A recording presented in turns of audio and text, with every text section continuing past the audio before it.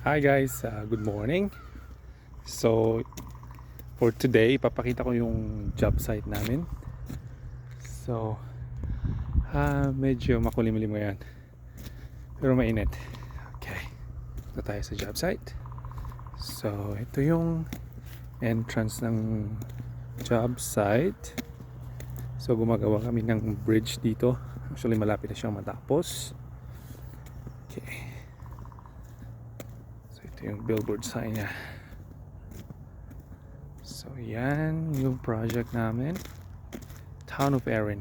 So it's worth $1.138 million.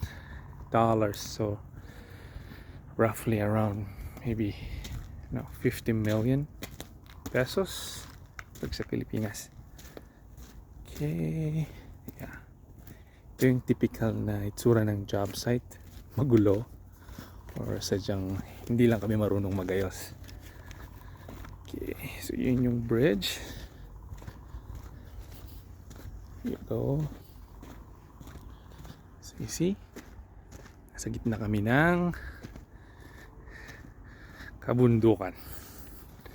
So hindi kami sa city nag-work. So yun yung, ito yung container namin.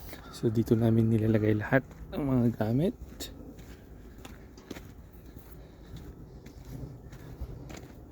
There you go. Yeah, yung itsura niya. Then machine, air compressor. There you go.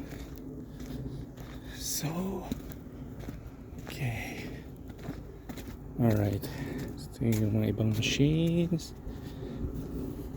mga dozer, ayan, pison. Okay, so yun yung bridge namin.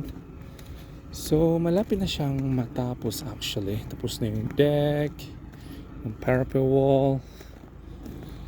Okay, so yung gagawin na lang is yung approach slab, which is ito, yung na backfill na yan. There you go. So yun yung mga kasama ko. Okay. Oh my god. Get tayo. Oh wow. Okay. There you go.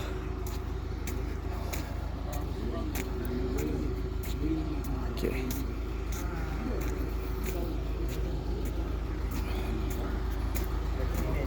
Going that direction? Oh, they're walking around like this. Like crossing the road. Coffee time.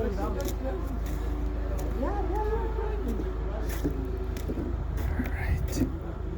Yeah. So coffee time, it's 9:30. There you go. So yan yung ilog. Yun yung ginawa namin ang tulay. So actually malapit na siya matapos. Like maybe 3 more weeks or 1 month.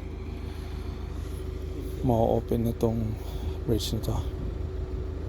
There you go. There. Okay.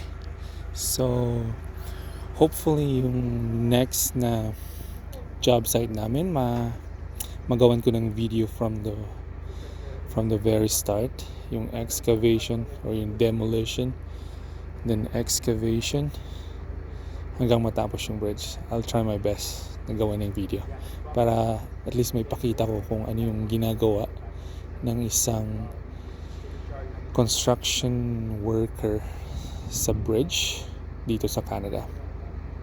Have a good day. Bye.